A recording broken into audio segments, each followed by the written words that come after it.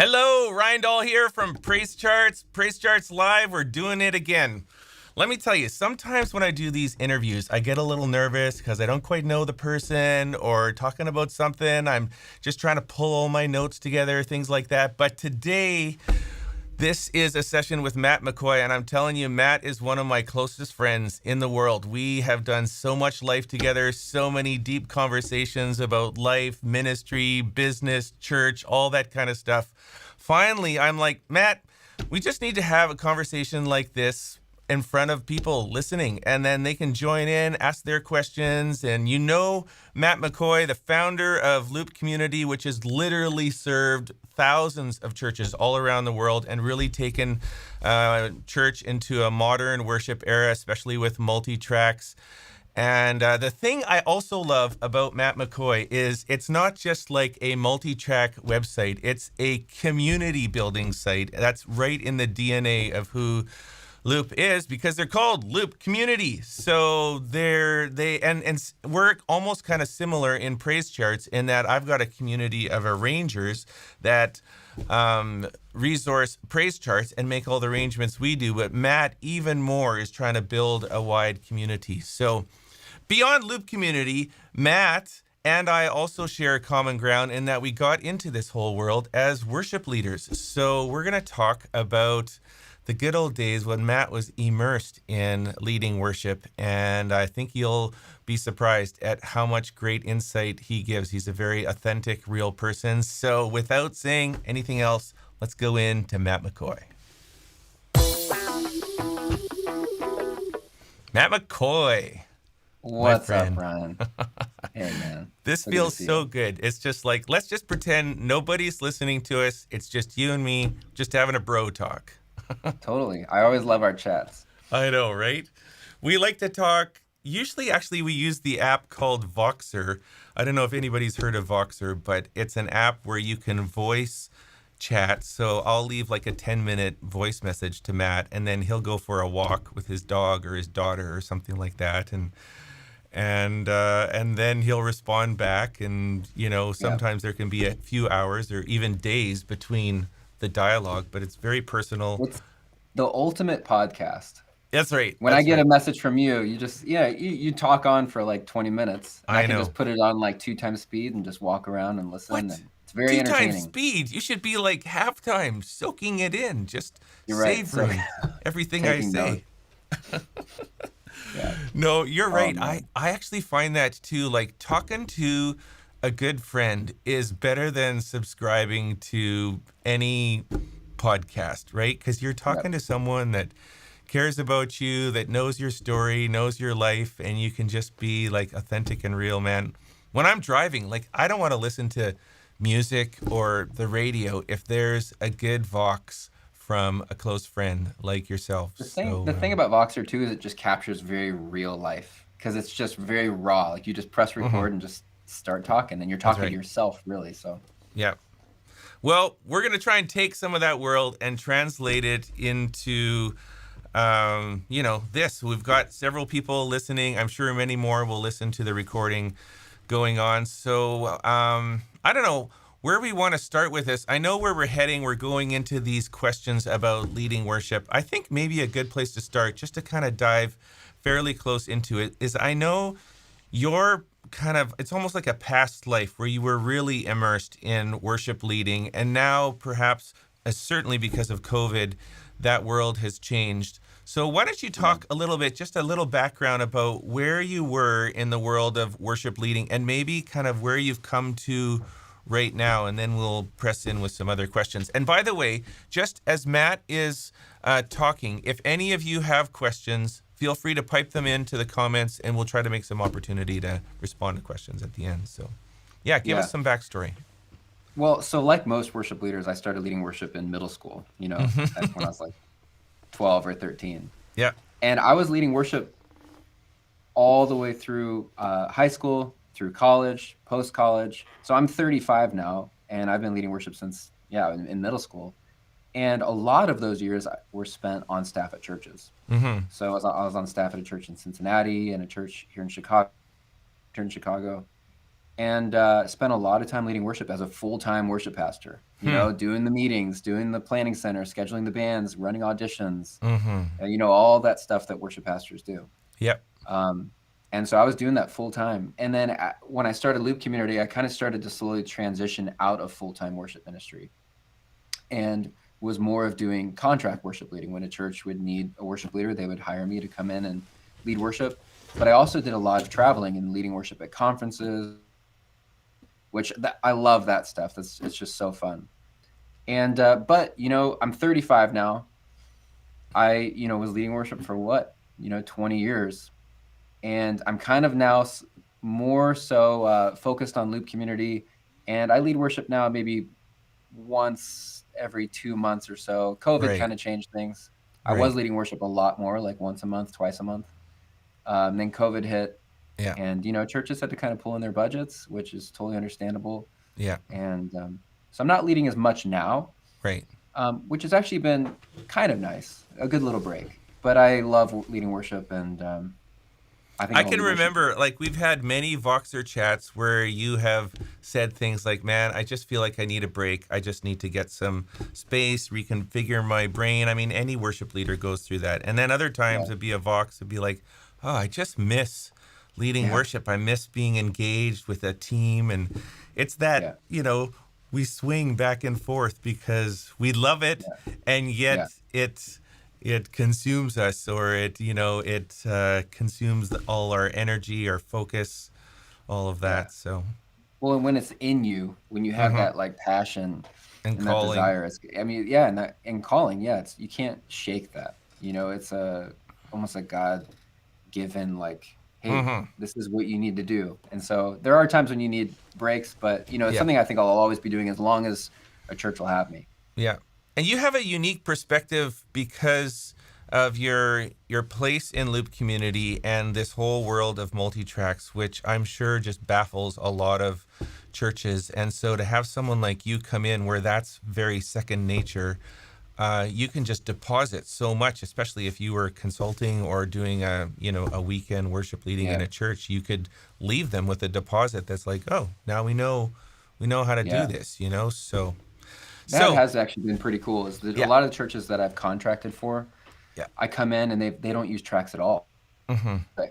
And by the time I'm done contracting there, I've set them up, with an iPad and how to use tracks and how to use Click and in-ear monitors. And Hmm. that's always exciting for me because I just love technology and I love implementing that thing. But I also feel like I'm leaving the church in a better spot than I Yeah. came. Yeah, totally, totally. And it feeds into what you do in Loop Community too. I know for me in PraiseCharts, even if I'm leading worship for a dozen people or 20 or whatever, just the experience of getting into the songs awakens me again, coming back to my office. And I just Right. have a new love for the music, a new interest in, well, for me, it's charts and chord charts and lead sheets and orchestrations and all that kind of stuff. But it kind of fires me all up. So, You probably also find too that leading worship gives you ideas of what new products you need to develop or things you mm-hmm, need to change and tweak, and what does a worship leader really need? mm-hmm, What are the pain points of a Sunday morning rehearsal, and mm-hmm. we take that back to Loop Community all the time. Totally. We definitely share ground on that.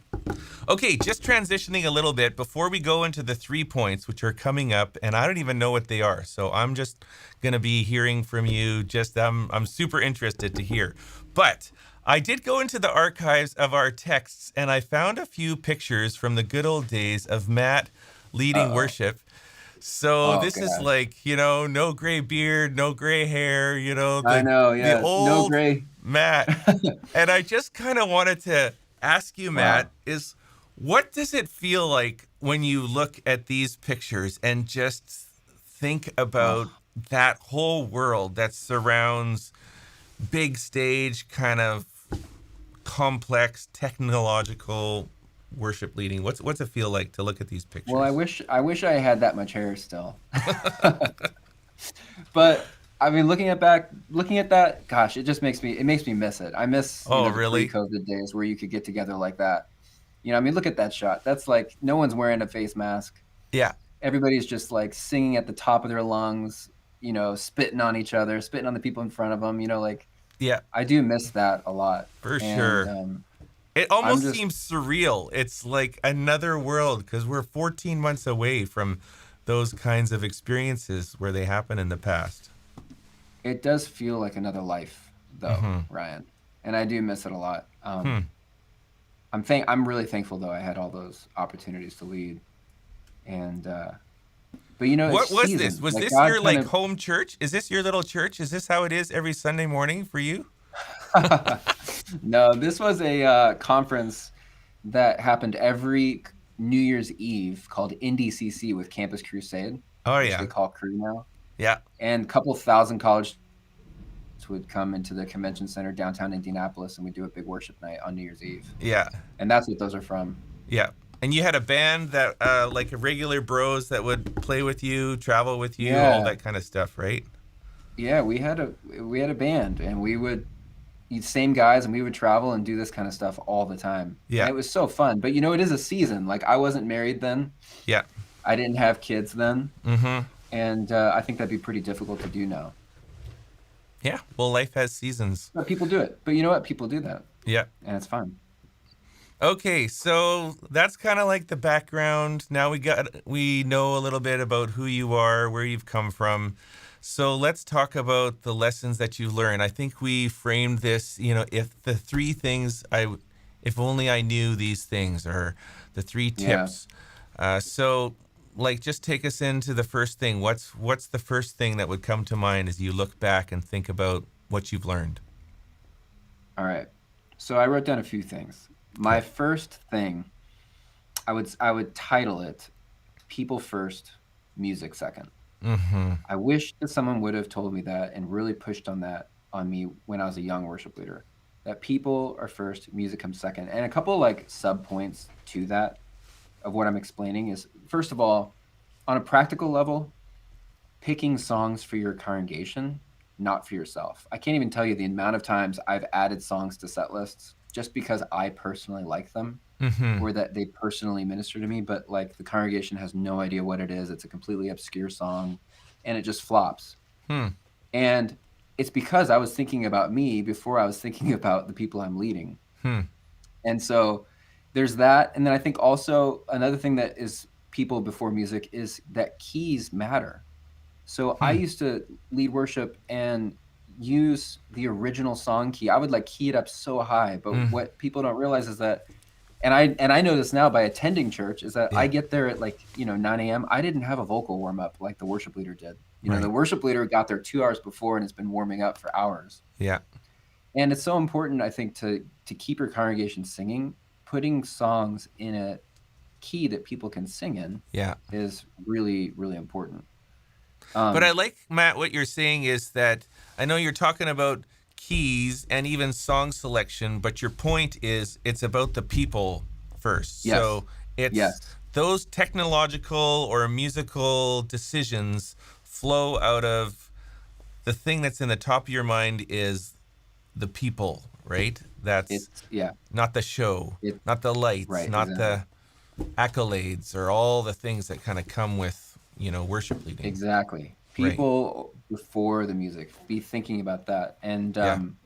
I think also with you and your like band volunteers, take the pressure off that you don't have to sound like the original recording. Hmm.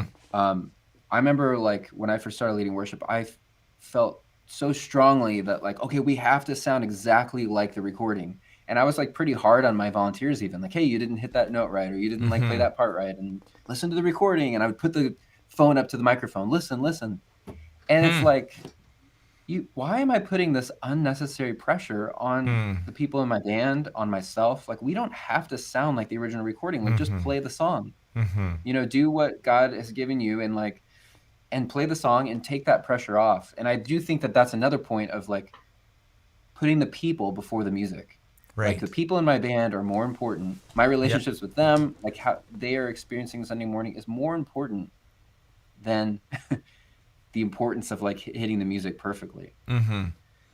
And I think that also goes with content over style. Hmm. I think that when I was young leading worship, I would pick songs that were just cool, that just sounded cool, that had a good vibe. And I wasn't even thinking about the content of the song. Hmm. Now I wish that someone would have told me that no, if there's a battle between content and style, content wins. Right. Right. And I think you can have both. In a Yeah. perfect world, you can have both. And Yeah. there's a lot of great songs that have awesome style and good content. Right. But I think that's again a way to care for the people more than the music. Right. It's very good. I can't keep track. Are we still on point one, or we've talked about a number of subpoints to that? But maybe That my was sub points organized. to point. That Oh, was sub points to point one. okay, So that's it's great. It's all about people the over. people, people first, which means think about the content, right? And think about the keys, think about the things that is ultimately going to make changes in people or Yeah, minister to them as exactly, people. Did you ever exactly. find, like, tell me about a season in your life when you found, when you like felt the pressure, or just maybe you felt the guilt or the just looking back when you weren't focused on the people. Was there a season like that, or did you experience that in your own life? Um, well, I do remember a very particular story when actually it was at that conference that you showed a picture of. Mm-hmm. Probably not that year, but a different year. And it was there was a song that I like really was digging for the couple months before that conference. Mm-hmm. And I like forced it's like almost deep down I knew that this song was not right for this conference. Hmm. I knew it.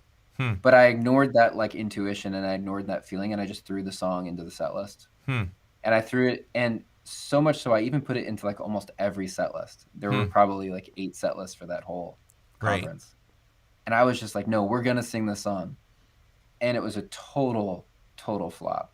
Hmm. And I just and I remember just always thinking like, "You know what?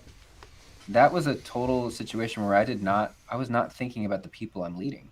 I was Mm-hmm. thinking about the songs. I was thinking about the music like way too uh disproportionate leading worship aspect. Yeah. So that story is always stuck in my mind. Right. Very good. It's maybe it's something to just be aware as a worship leader. You're naturally put in a state where your ego and yourself can potentially be fed by the attention and just the people, crowds, lights. I mean, it doesn't matter how big Yeah, or how small, but that's just like a natural part where you have to intentionally now work almost right. against that or work in contrast to that, and just, but don't go into it thinking that, oh, that's not going to be an issue for me. I think we need to just be Yeah, aware, right? right.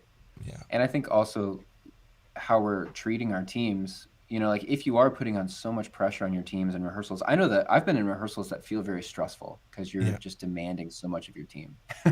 Hmm. And I think people pick that up and they're like, wow, this guy is like caring way more about the music than he's caring about me. I think people pick up on that. And it's not that we don't want to play our best and Yeah. give it our all, Yeah. but the people on your team matter more, Yeah. It's good. and that's a huge part of leading worship. Yeah. Okay, well, let's flesh out number two. What else do you got? What's the next one? Okay, so we're going to go back to me. All right. I thought you were going to share yours, but number 2 for me would be emphasize the lead part of leading worship. Okay. And what I mean by this is that too many times I look back on my leading worship as a young buck, and I used leading worship as my personal time to worship Right. and completely ignored that there were maybe 2 or 300 people standing in front of me wanting to be led. Hmm. And I was just and so what I mean by this practically is like, like I'd be up on stage and I'd just close my eyes and I'm like, oh, I'm just going to worship and I'm going to lead by example is what I thought. Right. Hmm. But I actually think now looking back that that was a major missed opportunity of leadership. Hmm. That if I want to have a personal worship time, I can do that anytime during the week on my own. Mm-hmm. But when you're set in front of 2 or 300 people, that is your 20 minutes. Like you have a very like small window of opportunity that God's given you to lead. Hmm. Like that lead word in leading worship. Like to be guiding the people, to not just assume that they're all following you and watching you lead worship or watching you worship. You should be like leading them into the presence of God. And practical ways to do that are just like, you know, giving them something to think about, maybe saying something before a song, or like reading a scripture. I love incorporating scripture into worship music. Yeah. And and and reading a scripture before we sing, and be like, hey, you know, as we sing the song, like maybe, you know, consider this, or Right. ask God this question, you know, like, or Yeah. hey, let's just put out our hands, like, just for right now, and just for like 10 seconds, let's just be quiet and just ask God to show you, Right. you know, what He's wanting to say to you this morning. Right. People need to be led, and I think Right. unfortunately, I think too many times when I was young leading worship, I completely ignored that leadership responsibility. Hmm. So good, Matt. I'm just thinking that as you come towards your time of leading worship, there's instead of just kind of winging it when you know you've got your songs figured out, but you haven't really thought about what you're going to say to call people into worship, or what are those first few words going to be, or how am I going to try to transition, or how am I going to close this worship set, but just thinking through a few elements like that that make you into actually a leader. You're Yeah. leading an experience. You're leading a connection with God. I think that's really good Yeah. insight. Yeah. What honestly, another practical way I do it is just by keeping my eyes open. Hmm. Because you kind of then remember that, oh yeah, there's a couple hundred people there. Hmm. Like, you're not just off in your own world with your eyes shut, just Right. worshiping. And I know this sounds so bizarre, because it's like, no, but I'm leading by, you know, I'm worshiping too. But I just personally think that then you have the rest of the week to do that. Yeah. Like, let's just not forget that we've got a congregation to lead. Like, that's your role. That's Right. your mission for the next 20 minutes. You've only got 20 minutes with them. Like, use it, you know? And one way I do that is I also, like, sometimes will pick out somebody in the crowd, and I'll just, like, I'm not going to watch them. I'm not, like, staring them down or anything. That Yeah. might creep them out. But it kind of helps to humanize it. Like, Right. choose somebody in the crowd, and maybe just start thinking, like, you know, like, what has their morning been like? Yeah. You know, like, what have they gone through this morning? What's their life like right now? Like, what do they need in this moment? And I have no idea, but it just kind of helps you, like, humanize the experience of, like, it's not just a vast sea of people. Like, you're leading someone Right. Right. through a journey in this Yeah. worship set. It's really good. I think there could be something to being intentional, like you say, not locking in on someone's eyes, you know, for the whole thing, because that would be a bit Yeah, awkward. But sometimes I know I've experienced this where I don't want to look at the people for some reason. It's just give me anything to look at but the people. And it's almost like you have to make a decision that I'm going to engage with people, maybe scanning in a couple of seconds on various eyes as an yeah, exercise of leadership. Like, I'm here with you, for you. Sometimes these people totally. can be your friends, you know. They're people that know you, especially if you're in a church that you're there every Sunday, and Totally. just look in their eyes, and it's great. And they say a lot of, you know, communication is nonverbal, you Mm-hmm. know? And so I think, you know, shutting your eyes the whole time maybe also sends a signal of, like, I'm doing my own thing. You guys are just watching me do my own thing. Yeah, very good. Matt, I'm realizing that initially we talked about that you would do three and I would do three, but I think what we're going to do is we're going to go with your three and then questions, and then we'll do this again, and we can flip this, and you can ask me, and we'll go through some things that Yeah, I've learned. But I'm loving this sounds so good. far. Let's go to number three, and then we have questions coming in. If you're listening, we're doing this live. We would love to talk with you about things you've learned, questions that you have. We'll try to give a little bit of response to that here in real time, so that'll be fun. Number three, Matt. Okay. Number 3 is don't take yourself too seriously. Mm, And what I mean by this is that I know that, and I'm sure people have been in the green room situation where you walk off stage, and you've probably had this kind of conversation with other worship leaders, or maybe your pastor or someone, where it's like, man, people just weren't singing. Like, it was so dead, you know? And I think visually, everyone in the band is kind of thinking, like, yeah, no one was raising their hands. Like, no one was clapping. No one was with us. No one was singing. There was no interaction. And the thought is, right? Like, I think deep down, maybe the thought is, did we do something wrong? Did we not play right. well? Did Yeah. we, was the sound bad? oh yeah, that drum fill was like horrible, like the track messed up or whatever. And we think it was our doing. Right. The dangerous part of that thought and that way of thinking is that then that means that you also believe the opposite is true. Right. That when they are raising their hands and when they are singing and It's when they because of are you. really engaged, that it's because of you. Yeah. And that's really, I think, a dangerous thinking. True. And that's where I think it's like, don't take yourself too seriously. Like Right. don't take credit for something that's only God's. Like Right. only God and the Holy Spirit can change people's hearts and move people. And I think sometimes as worship leaders, we think that it's our responsibility, like it's Mm-hmm. on us, Mm-hmm. that we did good or we did bad, and that's why it did or didn't happen. And it's God. And all we have to do is just do our best, lead, be intentional about that. But other than that, the rest is up to God. And if we're taking ourselves way too seriously if we really think that someone's heart changes because of us and because of how cool the set we put together or how great the Right. band sounds or Yeah. how smooth those transitions were. Yeah. So I would say, man, I wish someone would have pushed on me really hard when I was younger. Don't take it too seriously.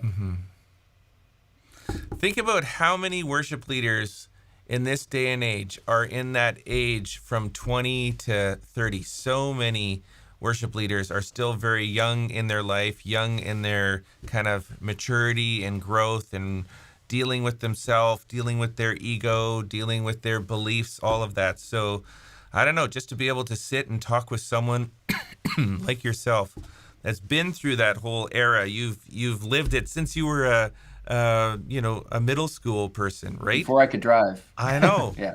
And looking back over 25 years of leading worship and being able to pour back some wisdom and some insight and perspective that some people could save themselves so much angst and struggle if they just would take in some of this perspective and do this starting when you're in your 20s and then progress through and build, right? Wouldn't that be great? Yeah, I think that I missed out on a lot of opportunities because I didn't early on think about those things. I was so focused on the music, so focused on sounding excellent, and I thought it was all on me, on my shoulders. And there's so much freedom in just letting go of that and just do what God has like called you to do, and like He's given you a gift and use it and do the best you can, but leave the rest up to God. I think also the other thing to remember is that worship leading does not start Sunday morning. It starts Monday morning. Throughout the entire week, how you're treating your pastor and the people in your band and like scheduling volunteers and in your meetings and how you're treating your wife and your family and your mom, dad, whatever. It's your life. Leading worship begins Monday morning. Right. And Sunday morning is almost like the climax at the end, right? Like this is like the moment. Like but it begins Monday. Right. And we just have to remember that it's your life, like you said. Yeah. So good, Matt. Okay, I'm going to turn to a few questions as we continue along, and if you've got more, keep pouring them in. So going back to the beginning, Anthony Fedorov says, I'd love advice on how to move someone from the praise team to another role in the church. Meaning, when I came into the role, there were some praise team members who didn't have a gifting in this area. So this is some tough leadership questions. I'm sure glad that you're giving the answers, Matt, because I don't know if I have the answers. How do you move someone? Yeah, that's so hard. Any thoughts? I think, oh gosh. Well, I'll say that there's always a place for someone. Yeah. And I think just booting someone out completely is probably the wrong way to go about it. Right. And I remember when I was doing auditions with people, there's always it's always hard to give people feedback in the audition process. If it goes horrible, it's like, oh my gosh, how do you like tell them like you can't sing? But there's always something you can praise people for. And it could be as little as like, hey, you show up on time. Like, thank you for showing up on time to this audition. Or thank you for, wow, you really like practice these songs. Thank you for taking the time to actually do that. Or, I mean, there's always something you can like praise people for. And I think it is important to give people that affirmation before, and then you can be honest with them and be like, listen, like this, maybe this area like isn't your strong suit, but what if we try this other area? And I think that's the part of leadership, is giving people other opportunities. I wouldn't just boot them off completely. I would be like, hey, how about we try this role, and really like pasture them through that and work with them through to find a fit that really works well for them. Because honestly, it's not good for them too if they're struggling in an area. They're not going to be fulfilled either. I remember when I was leading worship in my earlier days, and I had someone on my team who could not carry a tune, and yet I just didn't have the personal character strength to be able to address it. So I kept them in the team because I just liked them as a person. Yeah. But one of the thoughts that I have in response to this question is just to remember that sometimes the kind of honesty and direction that people need, it's not always easy, right? And so we just have to, there is no way to do it where it's not, sometimes it's not fun, but it's what people need. And they might appreciate it later on to be looking back and going, I'm so glad that you were honest with me and you were still gracious, but it wasn't easy. So some of these questions, there is no easy way to just go, man, you are just so great in this other thing. And I don't know, sometimes it's just difficult. But these are the things that we need to do as leaders to move people along or around or things like that. So. Yeah, honesty, if you can do it in a loving way, like it's a loving act. I mean, because then hopefully that will set them up to be in a position where they really are going to thrive. Yeah. It's good. All right, keep going here. So Julia Liggett, thanks for asking here, says, how do you cultivate a healthy community within your worship team? And how do you encourage spiritual growth among teams that are diverse in age and maturity? Whoa. Yeah, that's a fun one. People just go for the jugular here, man. Yeah. Well, I think I always loved rehearsals. Rehearsals are such a good time to be able to be together and, again, not take it so seriously. Like, have a good time. Like, a lot of it, I think, does go really off track when people really start focusing on the music and the technicalities way more than the people.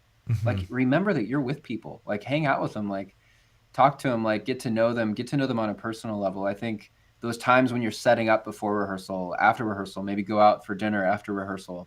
Yeah. Like, there's things you can do to really build community. I remember for a long time, I used to actually have people get to rehearsal just 15 minutes earlier.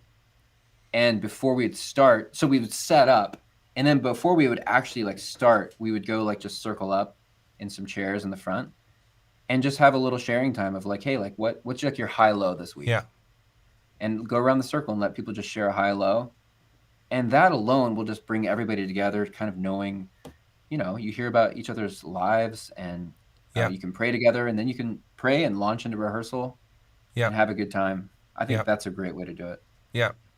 Seems to me that the answer is you got to be a little bit intentional, because if you're not intentional, you just show up and you're like, okay, let's go with the first song. Can someone just pray quickly? Thank you, Jesus, that you're here and help us to play well. Let's go.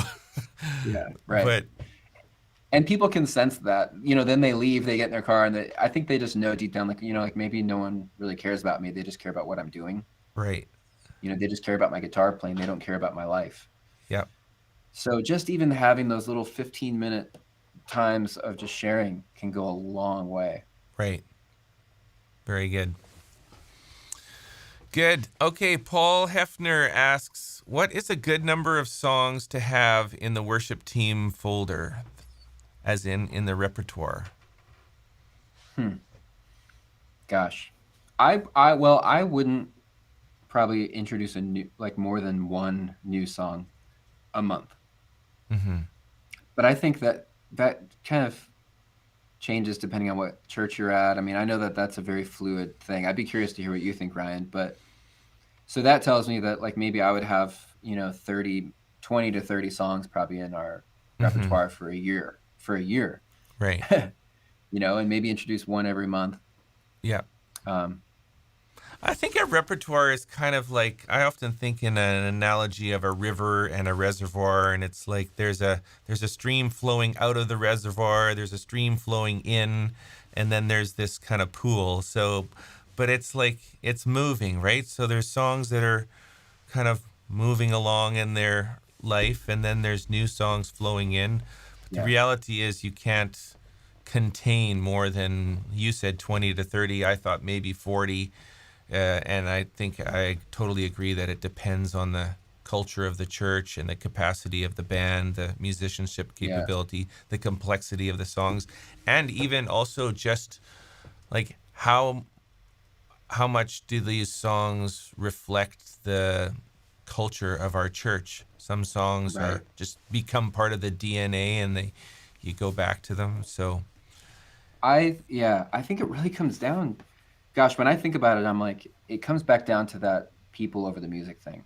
yeah, Like, um, I wouldn't introduce new songs just for the sake of introducing new songs because I think if you want people to really be able to engage on a level where they can really engage their heart, mm-hmm, like get out of their mind where they're having to read the lyrics and like try to figure out the melody, where they can really engage from their heart, then it needs to be songs that are familiar and that they know that they've yeah, heard before. yeah, So I like to just repeat the classics, the goodies, where people just know them, they can yeah, sing along, not introducing new songs for the sake of introducing new songs. yeah. If I could just ask you, like just off the top of your head, what are a couple of songs that you feel like, in your experience, they're just so rich, so they just bring the team, the congregation together? What are some go-to songs for yourself in this season that you're in right now? Just interested. Yeah, for sure. Cornerstone Hmm. is is a just off the charts song every time. Yeah. I think that people just love that song, and there's something to it. The lyrics it has richness and deepness to it, but I think it also just like really brings people back to listen. Like there's a lot of Yeah. crazy.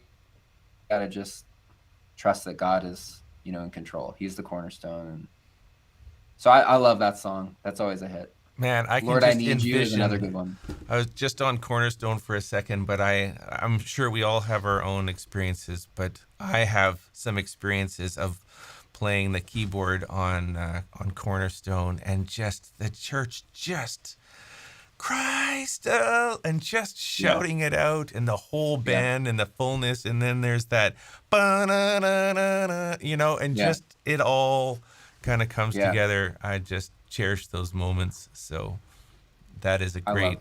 great classic, and Yeah, it's not new. Yeah. So one of my favorite memories ever leading that song was actually in Las Vegas at the Calvary Chapel, where you actually came one time. okay, yeah, And yeah, I don't know if we did Cornerstone that weekend. That was a church I flew out and led worship at a few times, yeah, well, dozen times or so. yeah. But that church, man, they loved Cornerstone, and they would sing. That's the singing church. They're so loud, and I Right. just remember. I'll always remember singing Cornerstone there. Yeah. There's something about, you're right, the congregation taking that one.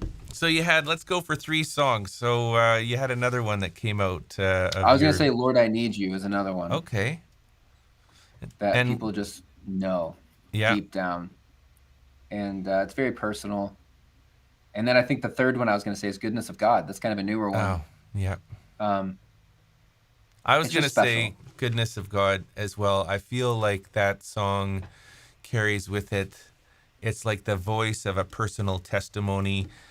Yeah, The hard thing is, I've led that song sometimes in places where I know people are really struggling and their life isn't all great. And so right. then I try to become intentional. This is part of the leadership, is when I'm leading a song like that, and then I think, well, what do I need to say in order to put this song into context of their life so that they can sing it Yeah, authentically, right? right. And an example of that could just be that some songs we sing as a statement of faith, of this is what I believe, even though it's in contrast to the very Yeah, specifics of my current life. And I feel like those are great songs to have in our repertoire. So yeah, that's good. And that's that leading worship part hmm where it's like you got to just like lead. You're coaching, like you're helping people through these songs, through this journey. Very good. Well, this has been good, Matt. We got to do this more. Have these little Voxer conversations where we just talk about life, talk about worship leading, and so many things. And then I don't want to forget that we are actually going to be doing something like this on a much bigger scale in a few weeks with the Worship Innovators Conference. And it all started with a small conversation, even that you had the idea, then you and I were talking about it, then we started reaching out to this network of people that are really just like us, people that have been immersed in the world of leading worship, and then they're creative and innovative, a bit entrepreneurial, and have created some incredible resources. So who are some of the people you're excited about having share the platform together? I mean, don't leave anyone out. Be there. I know. How do I even remember? There's a lot of them. But we've got, Jason Hutzma from Worship Artistry. Yeah. Jenny from Worship Leaders Collective. Yeah. Aaron Stewart from Planning Center. Yeah. Ryan Dahl from PraiseCharts. David Faltzgraff from Sunday Sound. Yeah. We've also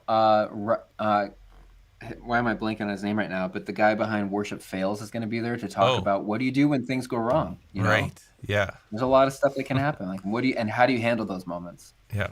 Jake Goslin really from Church Front. Yeah, Church Front. Yeah. There's a guy who's just constantly putting out videos trying to answer very specific tech questions, and great heart. I love that guy. So yeah, I know. I'm excited about this conference because there needs to be something that one is very practical, just like practical training for worship leaders. I think there's a lot of worship conferences out there that are around the spiritual side, like, hey, come and be refreshed. And that's great. Like there's a place for that. Need a break and they need to be poured into. But there's not a lot that's really practical training. Yeah. And so that's what Worship Innovators is about. Like, hey, let's get all these, worship tech companies together and teach worship leaders what they need to know of how to actually make, the worship on Sunday morning happen. Okay, so we're still like 3 weeks out from that conference. Do you know how many people have signed up so far? Because it's very affordable. We're almost at 600 people right now. Wow. That is awesome. And there's no big name other than the big Matt McCoy, but there's like we're not trying to draw people in with Mercy Me or Chris Tomlin, and we love all of those guys, but this is just people coming together wanting to learn with it's about community. That's right. It's really about community. Because also all these companies, there can sometimes be this like weird competition. Like some of these companies compete with each other. Yeah. And that's what you and I have talked about before, of just like, hey, we want to break down that wall and be like, listen, we're all in this to like help resource worship leaders. We are climbing the same mountains together. Like, why not link arms and like really help, bring our communities together. Let's bring the PraiseCharts community together with the Loop community and be together. So I think that also kind of sends a message and sets an image too of like, we're not against each other. Like we're stronger together. And I'm really passionate about that.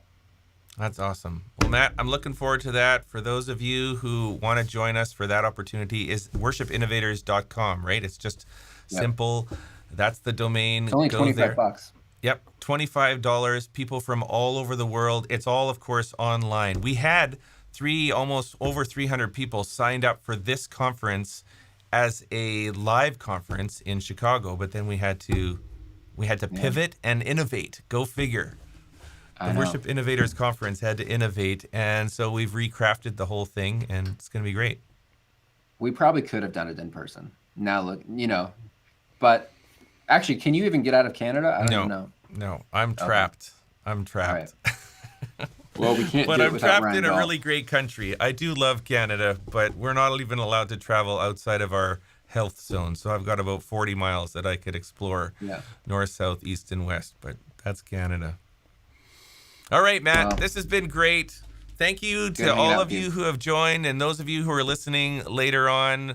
Just keep coming back to PraiseCharts Live. We talk about all different kinds of topics and talk with people who just bring really rich insight into the world of worship leading. I'm sure that Matt and I will do this more often in the future. It's going to be great. So thank you, Matt. Yeah, we should do another one. Right on. This is Ryan Dahl, Matt McCoy, PraiseCharts Live. See you at the next one.